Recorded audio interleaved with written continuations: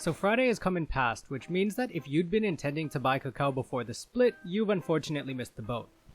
Still, this is a great opportunity for new investors to better understand stock splits, what they mean, why they happen, and what it has meant for other companies in the past. You're watching Sekider, and today we're continuing our conversation on stock splits. Now before I continue, I'd like to remind everyone that this channel exists for educational purposes only and isn't meant to be a replacement for legal or financial advice from a paid professional. Before you get into any position, it would benefit you to interrogate why you're entering, whether the company's merits are suitable to your personal financial plan, and, well, if it seems like a safe bet for you. How can you know?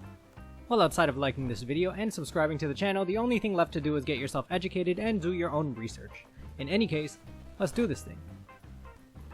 Alright, so in case you missed it, Kakao Corporation will be undergoing a 5-to-1 stock split on the 15th of April 2021. What does that mean? Well, let's get into it. To answer this question, we're going to address stock splits on 3 different points. Point 1 being, what is the stock split? Point 2 being, why do companies do it? And point 3 being, why wouldn't a company do it? Alright, now, point 1. What is a stock split?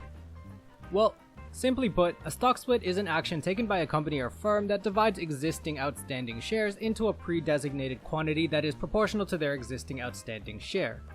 This is usually recorded as a ratio, as done above, so a 50-to-1 stock split would mean that one existing stock would be split into 50 equal parts. This effectively means that there would be 50 times more outstanding shares than there were pre-split. So, imagine we're looking at an engineering firm. Let's give it a stupid name like OBGYENG. They have a decent market cap of 5 trillion won with 1 million shares outstanding, and they decide to undergo a 5-to-1 stock split. Once that's done, you would end up with the same 5 trillion won market cap, but now they would have 5 million instead of 1 million shares outstanding. And that's it. That's the entire stock split. But wait, isn't that kind of bad because the EPS would go down, right? Well, yeah, earnings per share will go down since there will be multiple times more available stock. But for shareholders, the number of shares that they hold would increase in an amount proportional to the EPS loss per share, meaning they would still be entitled to the same amount of earnings. Alright, let's go back to the example. So OBGY Engineering was sitting at about 1 million shares at a market cap of 5 trillion won, and that means that the price per share would have been about 5 million won. If we imagine that they were selling at 15 times earnings, then the EPS would have been 333,000 won per share. After the split, the price of per share would drop to about 1 million won per share, and the EPS would similarly divide by 5 parts to roughly 67,000 won per share. Maybe this looks bad to you, but if you are a shareholder, you really wouldn't have to worry because although the split may have reduced the EPS, the absolute most important thing to note is that unlike a stock offering that may dilute shareholder equity, shareholders themselves would not be diluted since the stocks that they did hold would also split. So if you had 5 of their stocks and it was split 5 ways, then you would still have the same value, but instead of 5 shares, you would now have 25 shares. Alright, what about the dividend? Well, OBGY Engineering has been paying an attractive 4% at 200,000 won. Now, they're basically paying out 1/5 of that. As everything else was divided by 5, so was the dividend, and they would be paying 40,000 won per share, which times 5 shares would still equal 200,000 won. Now, realistically, the reality of the shareholder situation would not change unless they decided to sell.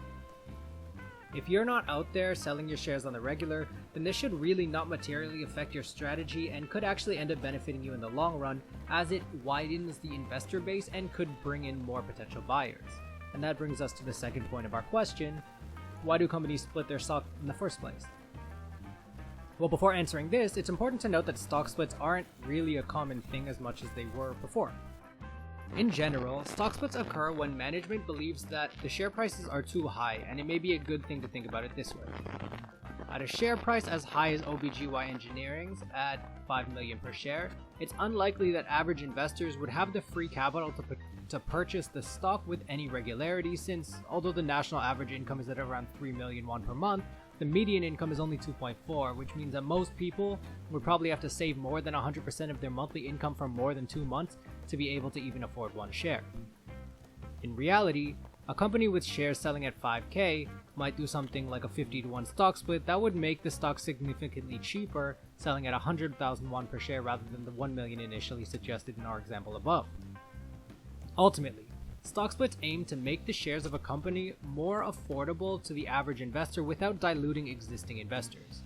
By reducing the cost per share, smaller investors are able to buy into the company where they wouldn't have been able to before. This also provides larger investors an opportunity to make an exit or to lessen their position if they so desired, since they don't have to reduce their position as significantly as they would have prior to the split. Now, whether or not this will materially affect the price of the stock, it has yet to be seen.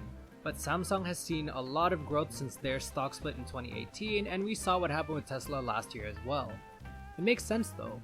More potential buyers may not necessarily drive up demand, but it can most definitely lower the barrier for entry and allow demand to grow at a much higher rate. That's the true goal of a move like this. But that doesn't inherently make it a good idea to start buying up Kakao in anticipation for the split or in reaction to the split. Although Tesla shot through the ceiling last year, Samsung actually sustained an over 10% in losses initially after they split their stock in 2018. So even when you buy should once again be based on the same criteria that it would have been had there not been a stock split in the first place. That's really it. But in the process of making this episode, it really got me wondering, why don't all expensive stocks split? So let's consider, for example, the fact that Netflix hasn't split their stock in spite of shooting up more than 500% over the past 5 years. Or even LG Health and Home, who's traded at over 1 million won per share since 2017.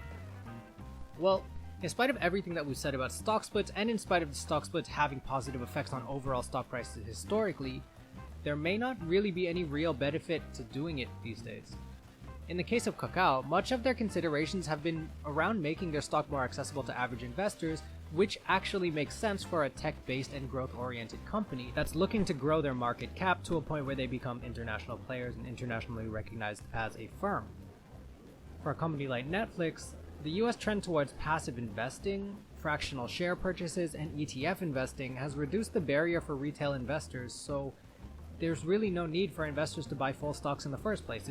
They're able to buy fractional shares of Netflix, and that kind of reduces the need to lower the share price of Netflix in the first place. Now for LG Kongang Senghal, we can only guess, but they really may not see the need to reduce their stock price via stock split.